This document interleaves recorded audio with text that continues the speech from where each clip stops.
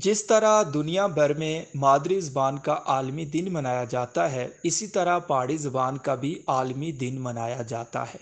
रवां साल 14 अप्रैल को पहाड़ी ज़बान का आलमी दिन मनाया गया। कश्मीर डेवलपमेंट फाउंडेशन के ज़ेर एहतमाम 14 अप्रैल को पहाड़ी ज़बान के पहले आलमी दिन के मौके पर पहाड़ी ज़बान की तरवीज और फ़रोग के लिए किरदार अदा करने वाले अफराद के एजाज़ में जामिया पुंछ में एक्सीलेंस अवार्ड तकरीब का इनेकाद किया गया। इस मौके पर खिताब करते हुए मुकर्रिर ने कहा कि मादरी ज़बान हर शख्स और इलाके की पहचान है। दुनिया में तरक्की करने वाली कौमों ने अपनी ज़बान में तालीम व तरबियत हासिल करके तरक्की की मनाजिल तय की। किसी भी इलाके की ज़बान और सकाफ़त वहाँ के अवाम की बुनियादी पहचान होती है। जो कौमें अपनी पहचान भूल जाती हैं वो तबाह हो जाती हैं।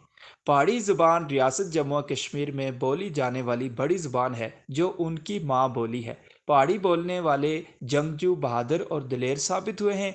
इसलिए अपनी ज़बान और इसके फ़रोग के लिए हमें किरदार अदा करना होगा। मुकर्रीन का मज़ीद कहना था कि पहाड़ी ज़बान के ख़त्म होने का खदशा है, इसलिए ज़रूरत इस बात की है कि अपने बच्चों और नौजवानों को बावर करवाया जाए कि पहाड़ी ज़बान न सिर्फ ज़ुबान है बल्कि हमारा वर्सा भी है।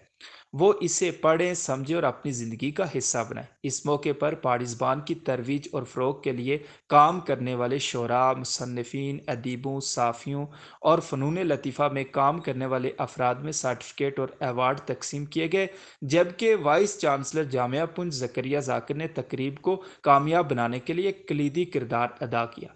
Shafiq Ahmad, Kashmir express digital, Rawalakot, Azad Kashmir.